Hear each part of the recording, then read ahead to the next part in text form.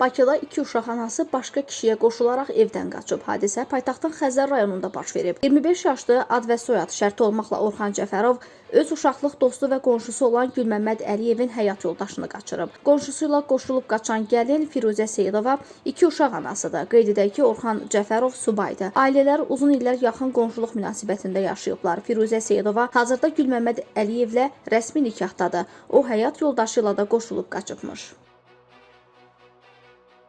Türkiyədə arvadını bıçaqlamaqda və onunla gizli münasibətdə olan şəxsi qətlə yetirməkdə ittiham olunan Can İlker Behlül Bakıda həbs edilib.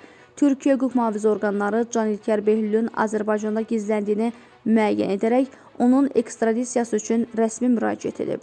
Ədliyyə Nazirliyinin nümayəndəsi tərəfindən ağır cinayətdə təqsirləndirilən şəxsin Türkiyə təhvil verilməsi ilə bağlı Bakı Ağır Cinayətlər Məhkəməsinə müraciət olunub. Məhkəmə baxışı zamanı məlum olub ki, Can İlker Behlül Bakıda yenidən ailə qurub və bir övladı var.